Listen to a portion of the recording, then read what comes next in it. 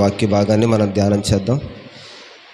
మహాపరిశుద్ధుడైన తండ్రి, నీ ఘనమైన శ్రేష్టమైన నామానికి స్తోత్రాలు ప్రభువా. ఇప్పటి వరకు ఈ ప్రత్యేక ప్రార్థన కూడికలో నాయన పాటల ద్వారా మీరు మహిమను పొందుకున్నారు. అందుని బట్టి మీకు స్తోత్రాలు చెల్లిస్తున్నామయ్యా తండ్రి. చక్కటి వాక్యాన్ని మీరు మాకు అందింపచేయండి ప్రభువా. రాలేని వారు తండ్రి ఈ మైక్ శబ్దం ద్వారా ఎందరైతే వినుచున్నారో వారి విశ్వాసాన్ని బలపరుచుకున్నట్లుగా మీరు వారిని ధైర్యపరచమని ప్రార్థిస్తున్నాం. యేసయ్యా మీకు స్తోత్రాలు. ఈ రాత్రి మీరు చక్కటి వాక్కుల చేత మమ్మల్ని అందరినీ బలపరిచి తృప్తిపరచమని యేసు నామములో అడుగుచున్నాము తండ్రి, ఆమేన్. ఈ రాత్రి దేవుని యొక్క భాగాన్ని మనం ధ్యానం చేసే ముందుగా ప్రభు అయిన యేసుక్రీస్తు నామానికి నేను కృతజ్ఞుడినై ఉన్నాను. అవకాశం ఇచ్చిన దైవ సేవకులకు ప్రత్యేకమైన వందనాలు, కూడి వచ్చిన అందరికీ వందనాలు చెల్లిస్తూ ఉన్నాను. ప్రభు మనల్ని దీవించును గాక, ఆమేన్.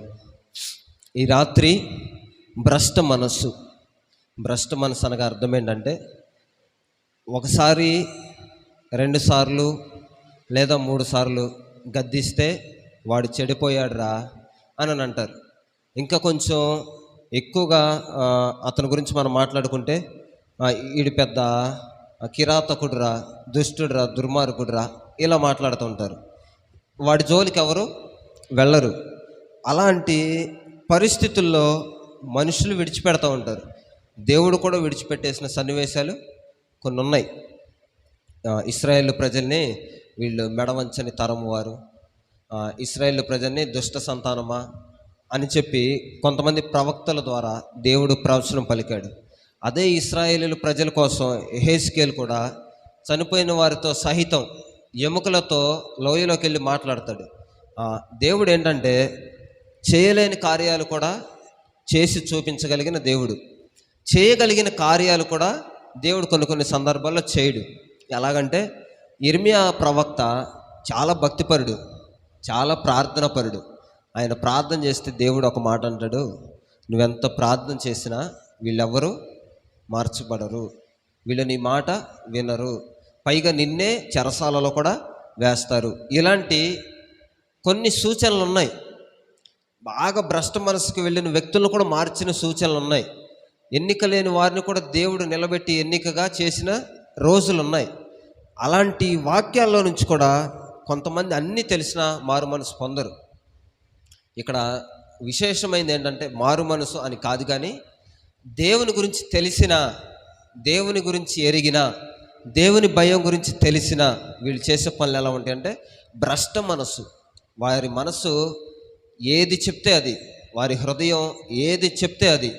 మనకు చూడండి, హైదరాబాద్లో ఇంచుమించు 70,000 మంది ఎలాంటి ప్రజలు ఉన్నారు అని అంటే, వారి పాపం దాన్ని ఏమంటారు అనంటే భ్రష్ట మనసుకు అప్పగించేసుకొని, లేకపోతే సులువుగా చిక్కులు పెట్టే పాపానికి వారు అప్పగించేసుకొని మగవారితో మగవారి సాంగత్యం, ఆడవారితో ఆడవారి సాంగత్యం. ఇంకా మీకు బాగా రుజువు చెప్పాలంటే గే పార్క్ అనే ఒక పార్క్ కూడా హైదరాబాద్లో ఉంది.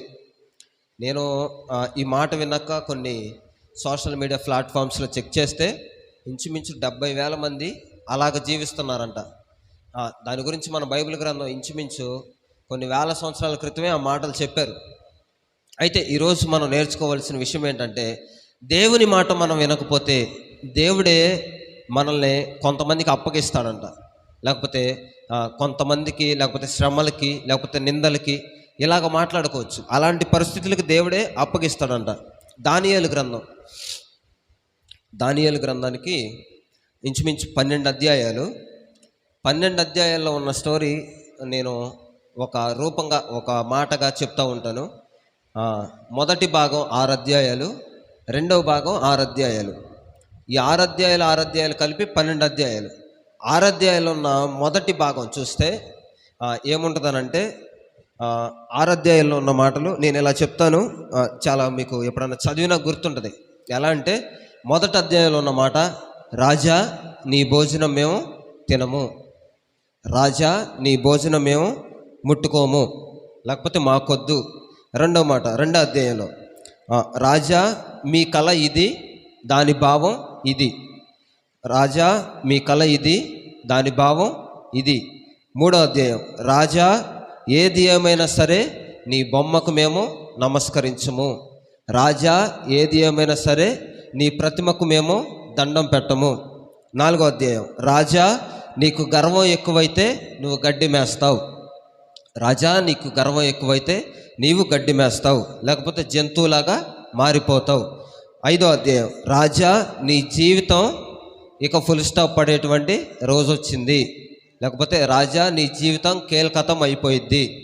6వ అధ్యాయం, రాజా సింహాల బోనులోకైనా వెళ్తాను కానీ నా దేవుణ్ణి మాత్రం నేను విడిచిపెట్టను. దానియేలు గారు ఇలాగ మాట్లాడతాడు. ఫర్ సపోజ్ మనం ఒక ఇద్దరు వ్యక్తుల్ని ఇంటర్వ్యూ చేస్తే ఎలా ఉంటుందనంటే, డైరెక్ట్ ఇంటర్వ్యూ అని ఒకటి ఉంటుంది. ఎలా అంటే, మీరు నేను ముందు ఉంటాం, డైరెక్ట్గా నేను అడిగిన ప్రశ్నలకు మీరు సమాధానం చెప్తూ ఉంటారు. రెండవది ఏంటంటే, ఇంకొక ఇంటర్వ్యూ ఎలా ఉంటుందంటే, వేరే ఒక చోట మనుషులు ఉంటారు, ఈయన ఒక చోట ఉంటాడు, ప్రశ్నలు అడిగి ఆయన ఒక చోట ఉంటారు, జవాబులు చెప్పే అతను ఇంకొక చోట ఉంటారు, కానీ స్క్రీన్ మీద ఇద్దరు పక్క పక్కన చూపిస్తారు. దీన్ని వర్చువల్ ఇంటర్వ్యూ అంటారు. అయితే ఇప్పుడు నేను చేసే ఇంటర్వ్యూ ఎలా ఉంటుందంటే, ఊహించుకుందాం, ఇలాగా ఇద్దరు చనిపోయిన వ్యక్తుల మధ్యలో నేను ఇలా కూర్చొని ఉన్నాను, వాళ్ళిద్దరితో నేను మాట్లాడుతూ ఉన్నాను. వారి బాల్యం ఎలాంటిది, వారి స్థితిగతులు ఎలా మారాయి, తర్వాత దేవుళ్ళు ఎలా నిలబడ్డారు, తర్వాత ఎలాగ పడిపోయారు, లేకపోతే చివరికి వాళ్ళు ఏమైపోయారు, ఇలాగ చూస్తూ ఉంటే బైబిల్ గ్రంథంలో 49 మంది ప్రవక్తలు లేదా భక్తులు బైబిల్ని రాశారు అని చెప్తూ ఉంటారు. అయితే పాపం లేకుండా జీవించింది ఎంతమంది అన్నానంటే కేవలం 13 మందే. అంటే 100కి 26%, 30% కూడా లేదు, కేవలం 13 మంది. మనం చూడబోయే ఈరోజు ఆ భక్తుడు కూడా ఎటువంటి పాపం అంటకుండా జీవించిన వాడు. తనకి ఇబ్బందులు లేవా, కష్టాలు లేవా అంటే అన్నీ ఉన్నాయి. ఎటువంటి పాపం బైబిల్ గ్రంథంలో ఎక్కడ ఆయన పేరు గురించి ఇలాగ తప్పుడు మనిషి, ఇలాగ పాపంలో పడిపోయిన మనిషి అని రాయబడలేదు. అలాంటి వ్యక్తి గురించి చూద్దాం. పక్కన పెట్టిన చనిపోయిన వ్యక్తుల్లో వాళ్ళ పేర్లు మధ్యలో వస్తాయి. ఇలా వాళ్ళ మొదటి వ్యక్తిని నేను అడుగుతూ ఉన్నాను, మీ బాల్యం ఎలా ఉంటుందండి అని అడిగితే ఆయన చెప్తున్నాడు, మా అమ్మ మా నాన్నగారికి నేను ఇష్టం లేదు సార్, చిన్నప్పటి నుంచి నన్ను విడిచిపెట్టేశారు, నేను అడవిలో ఉండేవాడిని, గొర్రెలు కాచుకునేవాడిని అని చెప్పేసి అలా చెప్తూ ఉంటే, మా అమ్మగారికి మా నాన్నగారికి ఇష్టం లేకపోయినా దేవుని కృపను బట్టి ఈరోజు నన్ను పెద్ద వ్యక్తిగా మీరు ట్రీట్ చేసి ఇంటర్వ్యూ చేస్తున్నారు అని చెప్పేసి అన్నాడు. సరే సార్ అని చెప్పేసి ఈయన బాల్యం గురించి అడిగి రెండో వ్యక్తిని అడుగుతున్నారు, మీ బాల్యం ఏంటండి అని అంటే, నా బాల్యం ఏం లేదండి, అందరి బాల్యంలాగే గడిచిపోయింది. అయితే దేవుని అందులో భయభక్తులు కలిగి నడుచుకునేవాడిని, చిన్నప్పటి నుంచి కొన్ని ప్రార్థనలు యాచనలు నేర్పించారు అని చెప్పి ఈయన చెప్పాడు. ఓకే సార్, మీ ఇద్దరు బాల్యం చాలా బాగుంది అని చెప్పేసి నన్ను అనుకుంటే, రెండవ మాట మొదటి వ్యక్తిని అడుగుతున్నాడు, సార్ మరి మీరు ఇంత గొప్ప వ్యక్తిగా ఎలా అయ్యారు అని అంటే, ఒకరోజు నా లైఫ్లో ఒక టర్నింగ్ పాయింట్ వచ్చిందండి. ఆ టర్నింగ్ పాయింట్ ఏంటంటే, మా అన్నలు యుద్ధంలో ఉన్నారు. ఆ యుద్ధంలో ఉన్నప్పుడు మా నాన్నగారు వాళ్ళకి భోజనం ఇవ్వమని పంపించాడు. ఆ భోజనం ఇవ్వమని పంపిస్తే నేను అక్కడికి వెళ్ళిన తర్వాత ఒక పెద్ద ఆయన సవాల్ చేస్తూ ఉన్నాడు, మిమ్మల్ని అందరూ నేను చంపేస్తానంటే మా వాళ్ళందరూ భయాందోళన కలిగి ఉండిపోయారు. అయితే రాజుగారి దగ్గరికి నేను వెళ్ళానండి, సార్ నాకు ఒక అవకాశం ఇవ్వండి, నేను అతన్ని చంపేస్తాను అని అంటే, రాజుగారు ముందు పట్టించుకోలేదు, తర్వాత ఏ గత్యంతరం లేక నన్ను పిలిచారు, అయితే నేను వెళ్ళిపోయానండి, ఆ పెద్ద మనిషిని చంపేశాను అని అంటాడు. అక్కడ నా జీవితం టర్న్ అయింది అంటాడు. ఓహో సార్ భలే ఉందండి, చాలా బాగా చేశారు అని చెప్పేసి ఈయనతో మాట్లాడుతూ ఉంటే ఆయన జీవిత చరిత్ర అలాగుంది. అయితే ఈయన టర్నింగ్ పాయింట్ ఏంటో చూస్తే, ఈయనకి 16 ఏళ్ళ వయసులో, బాగా గుర్తుపెట్టుకోవాలి, ఈయనకి 16 ఏళ్ళ వయసులో, ఈయన ముందు ఆయన కూడా యుద్ధం చేసిన ఆయన కూడా 16 ఏళ్ళు ఇంచుమించు అలాగే ఉంటాయి, బాలుడు అని ఉంటుంది. ఈయన కూడా మీ లైఫ్లో టర్నింగ్ పాయింట్ ఏంటి సార్ అని అడిగితే ఆయన కూడా చెప్పాడు, 16 ఏళ్ళ వయసులో మా దగ్గరికి ఒక రాజు వచ్చాడండి, అందరినీ వెళ్ళిపోండి దాక్కోండి యవనస్తుల్ని తీసుకొని వెళ్ళిపోతున్నారు అని చెప్పేసానంటే, మేము దాక్కునే ప్రయత్నంలో మమ్మల్ని వెనకాల వచ్చి చొక్కా పట్టుకొని తీసుకొని వెళ్ళిపోయారండి, అక్కడికి వెళ్ళిపోయిన తర్వాత మమ్మల్ని వాళ్ళ చెరసాల్లో వేశారండి అని చెప్పేసి చెప్పాడు. మరి అక్కడ టర్నింగ్ పాయింట్ ఎలా అయిందనంటే, తర్వాత దేవుడు కృప చూపించాడండి, నేను ప్రధానమంత్రిని అయిపోయాను అంటాడు. ఈయనేమో రాజు అయిపోయాడు, ఈయనేమో ప్రధానమంత్రి అయిపోయాడు. ఎవరయ్యానంటే, ఈయన ఒక ఆయనేమో దావీదు, రెండో ఆయనేమో దానియేలు. ఈయన ప్రధానమంత్రి ఎలా అయ్యాడు, ఈయన రాజు ఎలా అయ్యాడు అని అంటే చూద్దాం. రాజు అయిన తర్వాత ఏమన్నా ఉన్నాయా అంటే, అవును సార్, నా పరిస్థితి అంతా చాలా హుందాతనంగా సాగిపోతూ ఉంది, అందరు నా దగ్గరికి వస్తున్నారు, నేను మంచి పాటలు పాడే వ్యక్తిని, మంచి ఆర్కెస్ట్రా బ్యాచ్ కూడా ఉంది, నా దగ్గర పూజారులు ఉన్నారు, లేకపోతే ప్రవక్తలు సేవకులు ఉన్నారు, అన్ని విధాలుగా నాకు తినడానికి అన్నీ ఉన్నాయండి, అయితే నా లైఫ్లో చాలా విషాదకరమైన రోజు ఒకటి వచ్చింది. నా ప్రజలు యుద్ధం చేస్తూ ఉన్నారు, నా సైన్యం అంతా యుద్ధంలో పాల్గొని ఉన్నారు. అయితే నేను ఒకరోజు చేయకూడని పాపం చేశానండి. ఆ పాపం ద్వారా దేవునికి నేను దూరం అయిపోయాను, నా మనస్సు అక్కడ చెదిరిపోయిందండి అని అంటాడు. ఓకేనండి అని చెప్పేసి దానియేలు దగ్గరికి వస్తే దానియేలు గారు అంటారు, ఏమండి మీరు ఇంత భక్తిగా జీవించడానికి, ఇంత హుందాతనంగా జీవించడానికి, ప్రధానమంత్రి అవ్వడానికి గల కారణం ఏంటంటే మీరు చాలా భక్తిపరులై ఉంటారు, చాలా భక్తులతో లేకపోతే పరిశుద్ధులతో సహవాసం కలిగి ఉంటారు అని అంటే, లేదు సార్, నేనున్న ప్రాంతంలో లేకపోతే నేనున్న దేశంలో నేను ఒక్కడిని మాత్రమే ఆరాధించిన రోజులు కూడా ఉన్నాయి. ఒక శాసనం వచ్చిన రోజు కూడా నేను ఒక్కడినే ప్రార్థించాను, అందువల్ల కూడా నన్ను తీసుకొచ్చిన రోజులు ఉన్నాయి అన్నాడంట. చూసారా, ఈయనకి పొంతన ఏంటంటే అన్నీ ఉండి అన్ని విలాసాలు కలిగి ఉన్న రాజు తప్పిపోయాడు. ప్రతికూలమైన పరిస్థితుల్లో కూడా దేవునికి అనుకూలంగా మార్చబడిన దానియేలు పవిత్రంగా ఉన్నాడు. అయితే ఇక్కడ వీళ్ళిద్దరి నుంచి మనం ఇది చెప్పుకోవడానికి హాస్యాస్పదంగా ఉన్న ఈ ఇంటర్వ్యూ జరిగిన విశేషం ఏంటంటే, దీని నుంచి మనం కొన్ని పాఠాలు నేర్చుకోవచ్చు. దానియేలు ఎలా నిలబడ్డాడు, ఒకే వయసు వాళ్ళు ఇద్దరు, దావీదు 16 వయసు, ఈయనకి 16 వయసు, ఇద్దరు ఎలా ఉన్నారు అని అంటే, మొదటి అధ్యాయం 1వ వచనం.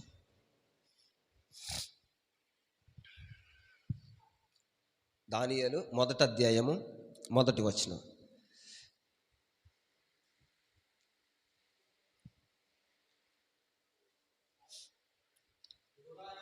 యూదా రాజుకు యెహోయాకీము ఏలుబడిలో 3వ సంవత్సరమున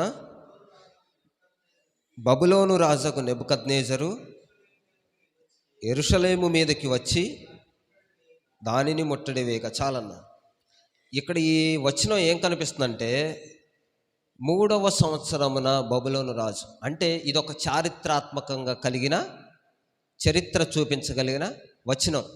చరిత్ర ఎందుకన్నానంటే 3వ సంవత్సరం అని వాళ్ళు ప్రస్తావించి చెప్తా ఉన్నారు. అంటే దీన్ని ఎగ్జాక్ట్గా మనం మలాకీ నుంచి వెనక్కి తీసుకుంటూ ఉంటే, లేదా ఆదికాండం నుంచి తీసుకుని ఉంటే, మొదటి అధ్యాయం 1వ వచనం క్రీస్తు పూర్వం 609వ సంవత్సరంలో దీని గురించి ప్రస్తావించారు. ఎలాగంటే, చరిత్ర కలిగిన, అధికారం కలిగిన రాజు యోధా ఇశ్రాయేలు ప్రజలకు రాజు చాలా గొప్పవాడు, లేకపోతే రాజు కన్ఫామ్గా కావాల్సిన వాడు. వాళ్ళని ఏలుబడి చేయటానికి మనం చూస్తాం కదా, సమూయేలు గ్రంథం దగ్గర మాకు ఎటువంటి రాజు లేడు అని చెప్తా ఉంటారు. ఎందుకనంటే రాజు అంత ప్రత్యేకం అయిపోయాడు వీళ్ళకి. అయితే అలాంటి రాజు ఏమయ్యాడనంటే, నెబుకద్నెజరు యెరూషలేము మీదకి వచ్చి దానిని ముట్టడి వేయగా. తర్వాత ఏమైందన్నా, 2వ వచనం.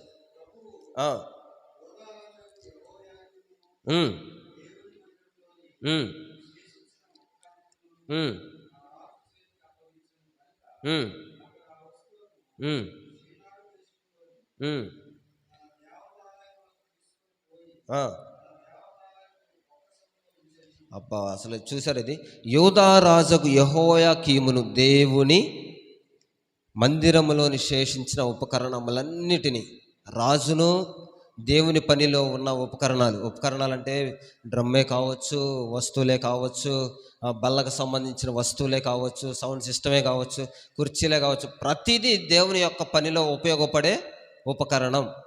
వాటిని పరిశుద్ధమైన ఆలయంలో ఉండాల్సిన వాటిని ఏలుబడి చేస్తున్న రాజును వీళ్ళిద్దరిని తీసుకొని వెళ్ళి నెబుకద్నెజరు చేతికి అప్పగించారంట. ఎవరు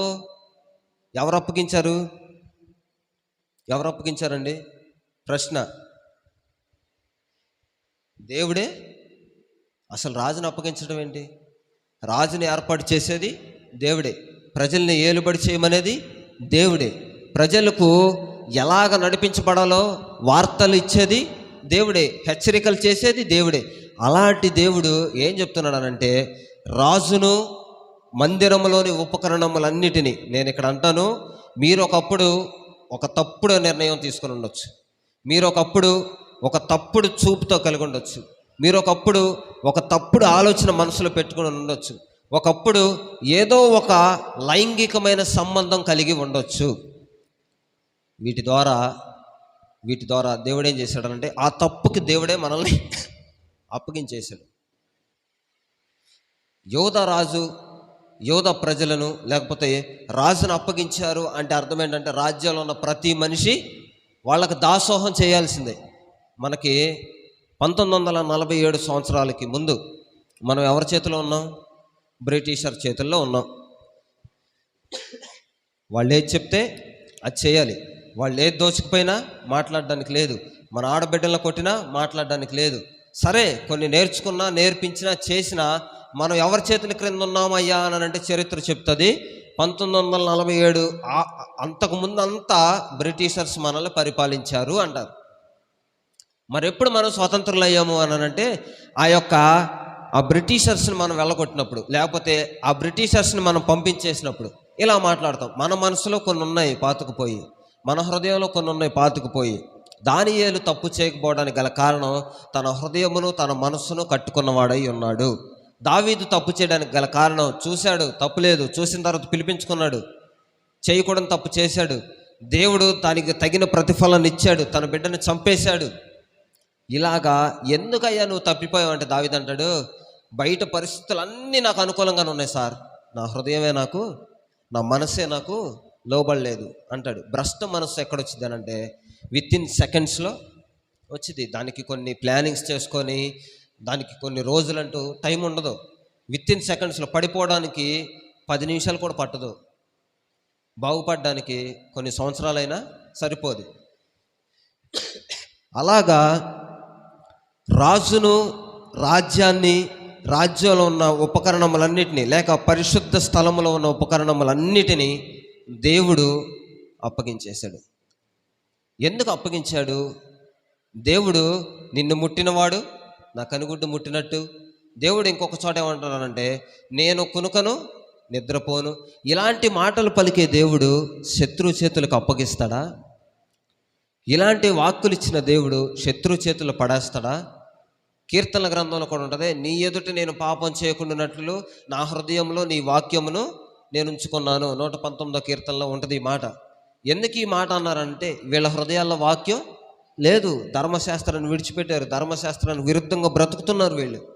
ఇలాంటి ప్రజల్ని దేవుడు చూసి నెబుకద్నెజరు మామూలు రాజు కాదు, యుద్ధానికి సంబంధించి చాలా ప్రవీణుడు, తెలివితేటలకు సంబంధించి చాలా జ్ఞానవంతుడు. దేవుడే వాళ్ళ చేతికి అప్పగించినప్పుడు పనికిమాలినోడైనా సరే వాడుకుంటాడు దేవుడు. అయితే నెబుకద్నెజరు పనికిమాలినోడేం కాదు, బహుబలము కలిగిన రాజు. అలాంటి చేతిలో పడిపోయి ఉపకరణాలు కూడా వెళ్ళిపోయినాయి అని అంటే నేను అంటాను, నీ యొక్క మనస్సు చెడినప్పుడు, నీ యొక్క హృదయం చెడిపోయినప్పుడు మనుషులు కాదు కానీ మనుషులతో పాటున్న కొన్ని వస్తువులు కూడా. నేను మైలవరం ప్రాంతంలో పరిచర్య చేస్తున్నప్పుడు వాళ్ళ కుటుంబంలో ఏమీ లేవు. నేను ఇలా చెప్పడం కాదు కానీ వాళ్ళు నాతో చెప్పారు కనుక సాక్ష్యంగా నేను చెప్తా ఉన్నాను. అయ్యా, మీరు రాకముందు తినడానికి ప్లేట్ కూడా లేదు మా దగ్గర. మా వస్తువులన్నీ మా భర్త చేసిన అప్పుల ద్వారా ప్రతీదీ తీసుకెళ్ళిపోయారు. గ్లాస్ కూడా లేదు. మేము ఏ రోజుకి ఆ రోజు డిస్పోజ్ గ్లాసుల్లో తాగుతూ వాటినే కడుక్కుంటూ, విస్తరాకులు తెచ్చుకుని వాటినే కడుక్కుంటూ, చివరాఖరికి చెమ్మొస్తుందయ్యా వాటిలో తింటుంటే అన్నారు. అలాంటి పరిస్థితుల్లో ప్రార్థన చేస్తే దేవుడు కార్యం చేశాడు. కొన్ని వస్తువులు ఇచ్చాడు దేవుడు. మంచం కూడా లేదు వాళ్ళకి, చాప కూడా లేదు, బొంత కూడా లేదు, దిండు కూడా లేదు, కింద కటిక నేల మీద పడుకున్నారు. అలాంటి పరిస్థితుల్లో నుంచి దేవుడు వాళ్ళని ఈరోజు ఒక మంచి ఇంట్లోకి తీసుకెళ్ళాడు. ఒకప్పుడు భయంకరమైన ఇల్లు, పైన కారిపోతూ ఉంటుంది, కానీ సీలింగ్ ఉంటుంది. సీలింగ్ ఉన్న ఇల్లు రెంట్ 3,500 కట్టాల్సి వచ్చేది. అలాంటి పరిస్థితులకు దేవుడే వాళ్ళని అప్పగించాడు. ఎందుకు అప్పగించాడు అంటే వాక్యం తెలియక కాదు, తెలుసు. ప్రార్థనలకు వెళ్ళేవాళ్ళ కాదు, వెళ్ళేవాళ్ళే, వెళ్ళలేకేం కాదు, వెళ్ళారు, వాక్యాలు విన్నారు, కానుకలు ఇచ్చారు.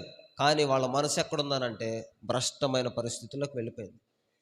వాళ్ళు ఎక్కి ఏడ్చి నాకు చెప్తుంటే, నా దగ్గర ఏడిస్తే ఉపయోగం లేదమ్మా, ఏడవలసిన ఆయన, వినాల్సిన ఆయన ఒక ఆయన ఉన్నాడు, మీరు ఆయన దగ్గర ఏడవండి అని చెప్తే వాళ్ళు ఆ రోజు ఏడ్చి ప్రార్థన చేసుకొని కొన్ని దినాలకి వాళ్ళకు దేవుడు చేసిన కార్యం, వాళ్ళకు వస్తువులు వచ్చాయి, మంచాలు వచ్చాయి, వారి కష్టార్జితాన్ని వాళ్ళు అనుభవించడం ప్రారంభించారు. అన్నీ వచ్చిన తర్వాత మరలా తాగుడు ప్రారంభం అయిపోయింది. దావీదు జీవితంలో కూడా అదే, యెహోషాపాతు కూడా అదే. నేను మొన్న గడిచిన వారంలో చెప్పిన వాక్యం, అన్నీ విస్తరించగా యెహోషాపాతు ఏం చేశాడంట, ఆహాబుతో వియ్యం పొందాడు, చేరకూడని వారితో చేరాడు, మాట్లాడనకూడని వ్యక్తితో మాట్లాడాడు, తినకూడని ఆహార పదార్థాలు తిన్నాడు, వెళ్ళకూడని యుద్ధానికి వెళ్ళిపోయాడు. ఈయన కాని పనిని ఈయన మీద వేసుకొని ఉన్నాడు. అలాగే ఈయన కూడా ఏం చేశాడనంటే ఈ యోధా ప్రజలందరినీ తీసుకొని వెళ్ళిపోయి నెబుకద్నెజర్ చేతికి అప్పగించేశాడు. ఆయన ఎందుకు ఆపలేదు? పాపం చేసేటప్పుడు ఆపొచ్చు కదా, దేవుడు ఆపొచ్చు కదా అంటే, కుక్కకి గొలుసు ఎక్కడ కడతాం? బయట కడతాం, మెడకు కడతాం. కానీ అదే గొలుసు దేవుడు నీకు కడితే నీకు కుక్కకి తేడా లేదు. దేవుడు అంటాడు, గొలుసు నువ్వు లోపల కట్టుకో.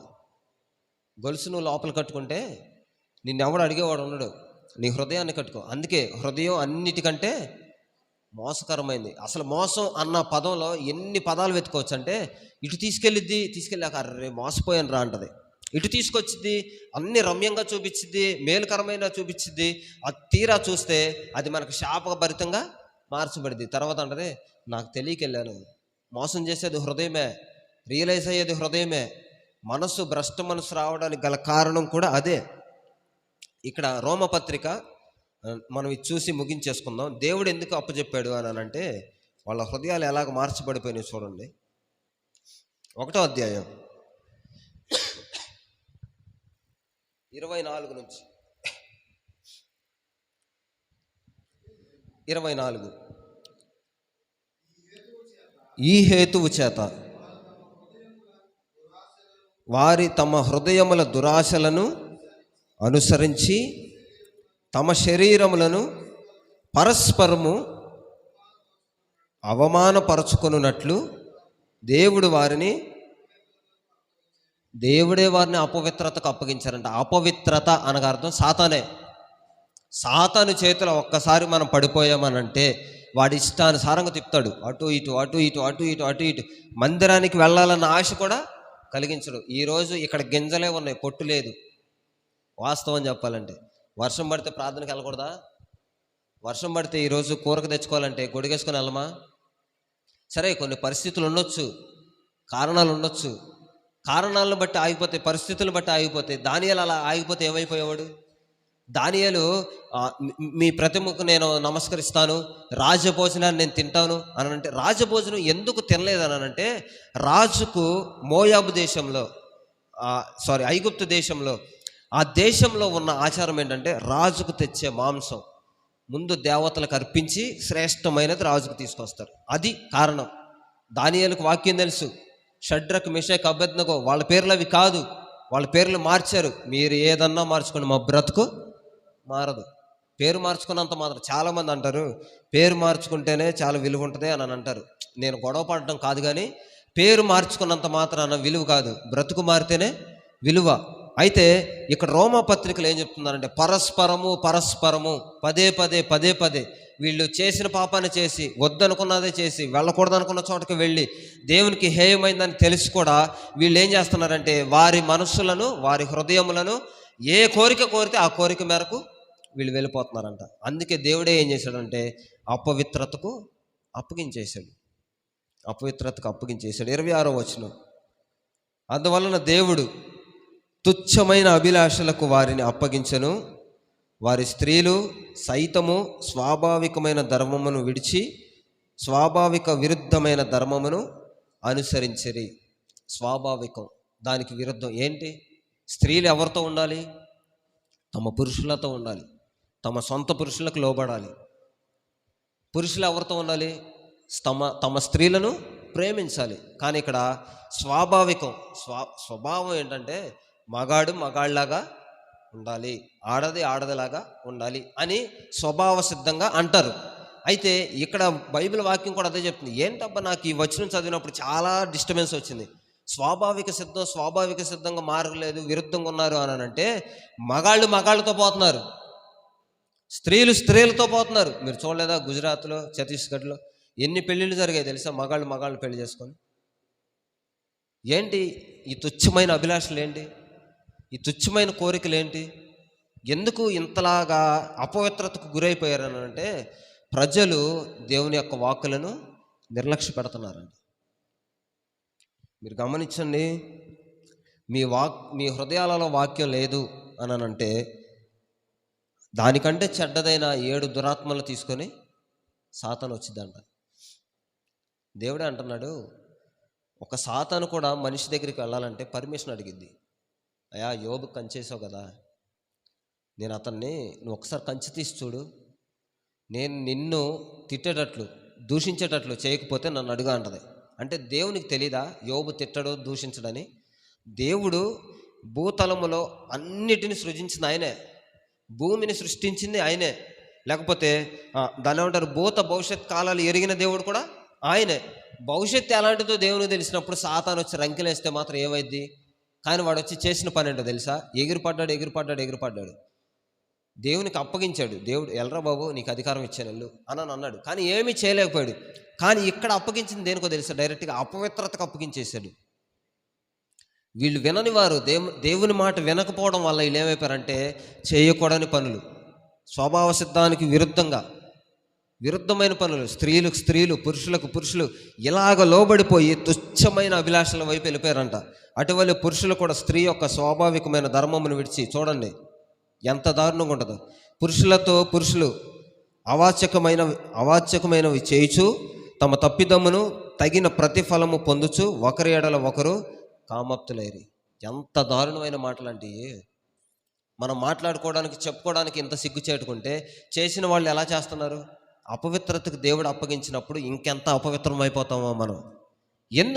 ఎందుకనంటే చిన్న మాట, బైబిల్ గ్రంథంలో నిగూఢమైన మాట ఏంటనంటే, ఆదికాండం మొదలుకొని ఏదైనా తోట మొదలుకొని పద్మాసు దీపం వరకు కూడా, ప్రకటన గ్రంథం వరకు కూడా నా మాట వినండి. ఇదే యెహోవా వాక్కు, దీన్ని ఉల్లంఘించొద్దు, నా కట్టడలను గైకొనండి. ఇదే కనిపిస్తూ ఉంటుంది. వినకపోవడం వల్లే వచ్చిన పనులు ఇవన్నీ. అక్కడ చూస్తే 28వ వచనం కూడా